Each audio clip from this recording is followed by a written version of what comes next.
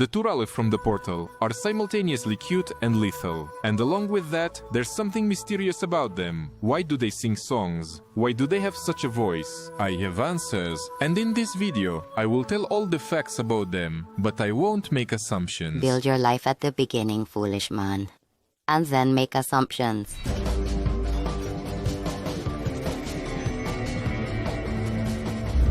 Tool of Portal is a type of artificial intelligence created by Aperture Scince. Other similar constructs are personality modules and Glados itself. Essentially, trolls are a type of personality module. Turrets are used by the company not only as a hindrance to satellites, but also for the protection of restricted areas of the object. They also use them for testing military androids, judging by the Glados quote. It has been replaced with a live fire course designed for military androids. This is also a significant source of profit, as such turrets are mass distributed by sale.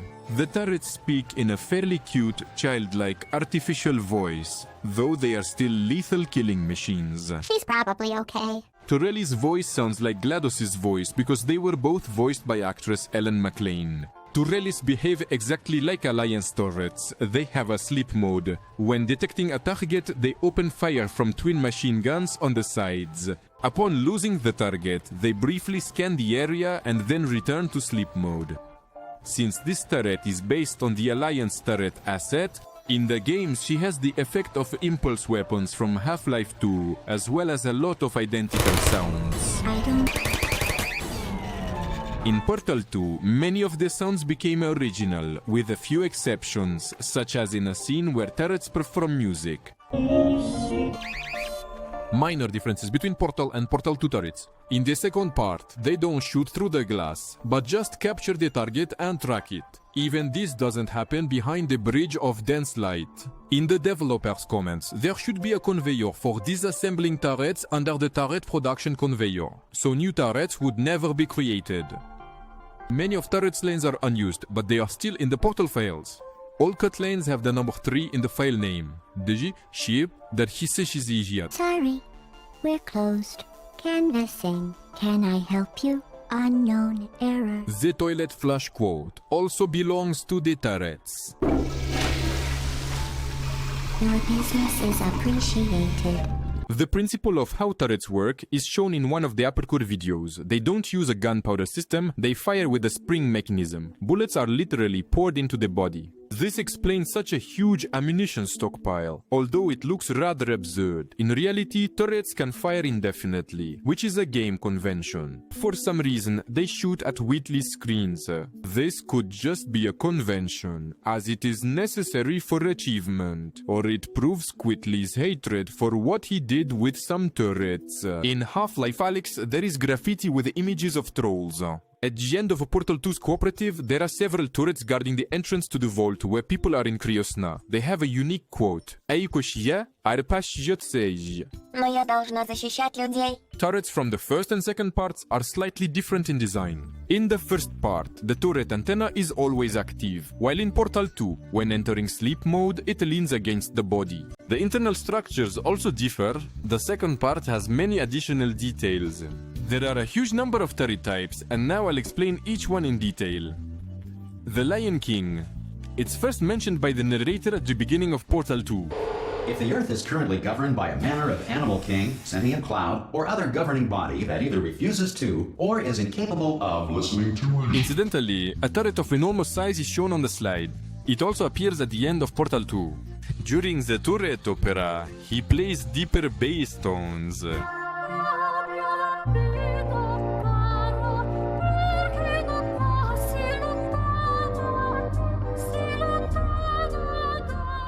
The Lion King is a registered trademark of Aperture Scince, copyrighted in 1998. Defective turrets. These are damaged, incomplete, or improperly assembled turrets that can be seen during the storyline of Portal 2. Their artificial intelligence also differs, which can be understood from the comedic comments of defective turrets. Будь хорошей девочкой, скажи, что я тебя убил. Туше, красавица, туше! Я ничего не вижу. Что случилось? Постреляй-ка я. Черт, я не дефектный! Many defective turrets are blind, judging by their phrases. То есть мы все должны быть слепы, да? Не только я. Хорошо, отлично. On the fifth course of joint testing, faulty turrets appear, which behave like regular turrets. Also, one such turret appears in the credits of the main cooperative storyline. There are a few more types of faulty turrets. Turo Aracula, or as it's named in G-Game files, the other one.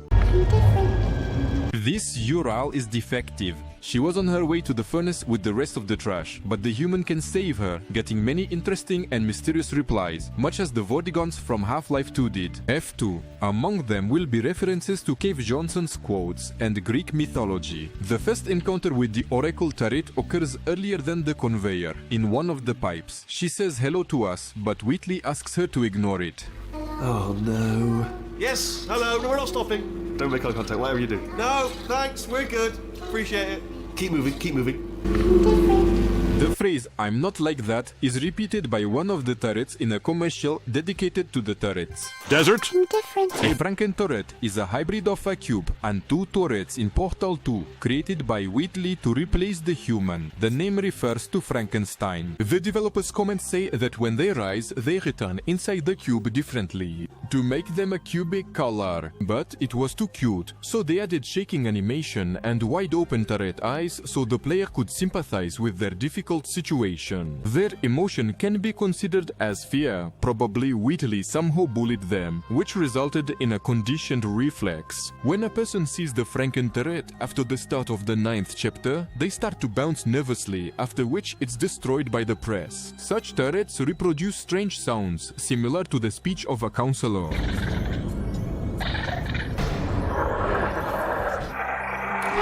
In reality, they reproduce some of the ordinary turret's lines, but the sound is greatly altered and sped up, so it's extremely difficult to make out the words. Frankenturelli's behavior resembles hermit crabs. The word hermit is present in their animation title. The Wheatley Laboratories logo is depicted on the casing of these turrets. Turrets in cubes sometimes may lack a part of their casing, making them look like defective turrets. One such Franken turret is encountered at the beginning of the Headhunted. It can be seen through the glass, but then it disappears according to the script. Franken turret appears in Portal 2 co-op finale.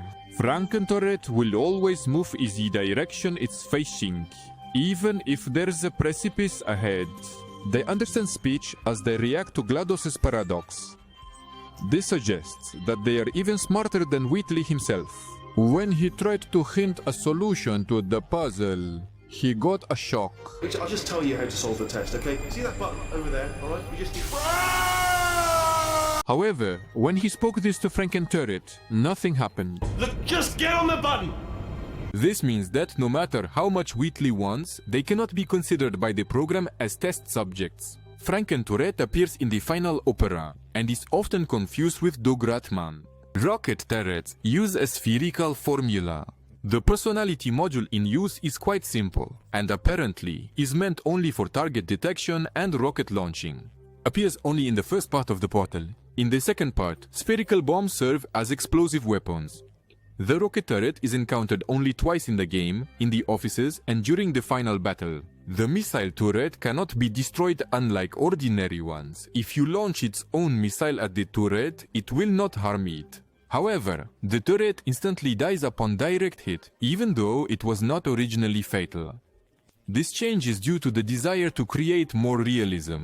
According to Valve designer Bill Van Buren, the turret originally fired lasers. But the scene with breaking glass using a laser would have been too slow and less spectacular. The explosion by a missile was more entertaining, and it was hard and boring to dodge from lasers. The rocket turret could originally talk, but it required a clear signal when launching a rocket, while the voice created a lot of extra noise. That's why it was removed. They wanted to implement a similar missile turret in Portal 2 as well. There it was called Hover Turret, and it was on the ceiling. It looked like a Curiosity module from the first part, firing a laser. Such a turret can be created in the game, but it will not have a model. There is a cutout image dedicated to the Hover Turret. The retail version of the turret, which the company was actively selling, had several differences. Judging by the label on the box, they should be blue. The commercial, however, shows a lot of color options. Civilian turrets had a child protection function, which is why they added the ability to sing, as during tests it seemed effective for calming a child. This configuration was applied to all turrets, for the same reason they all have such cute gameplay. This is revealed in one of the official comics that wasn't translated or shown in Russian. The turret box indicates that one of the turrets was purchased on January 25, 2010 by a person with an illegible name. In the commercial, there's a bit written about the structure of the turret, and here's the core of personality. An empathy generator and suppressor, which can activate if someone is too close. There are many versions of the deleted mobile turret. Their animations were shown back in 2012. There are also several concept arts. According to Valve animator Karen Prell, the walking turret was cut because it didn't work well as a game mechanic. In Portal 2, a large turret often appears. It's called the Soprano turret because of its participation in the turret opera. In the game files, it is mentioned as the turret's wife. Its debris can be seen in the fire at the start of the 6th chapter. It appears when riding an elevator, then under Ratman's shelter, where it conducts a small orchestra, and in the finale of Portal 2, where the Grand Turret Opera takes place. It also appears in the credits of the co-op campaign. Ellen McLane voiced each turret of the final opera in her bad Italian, which she learned in high school. One of the androids for testing, Peabody, is made from the turret. The difference is in eye color. In Aperture Scince job, a minigame in the parallel universe of Portal, there are turrets transformed into various household appliances. During PAX Prime 2012, Valve writer Eric Wolpo shared a very interesting story. Oh, we have this whole other subplot where Chell gets married to a turret, and In Portal 2, at some point, the main character stumbled upon a tribe of abandoned turrets. The main heroine helped them, and then the giant king of beasts proposed one of his turrets to marry you. This turret was the very Soprano. Its model was originally made specifically for this scene. That's why they called her Troll Wife. From the wedding, she'd follow the hero everywhere until the end of the game, but not directly, something like G-Man follows Freeman in Half-Life 2. the turret couldn't move, and it would just disappear for a long time, but occasionally you turn around and it would be just standing there. Write in the comments, which turret do you like the most? And now I recommend everyone to hit like and subscribe.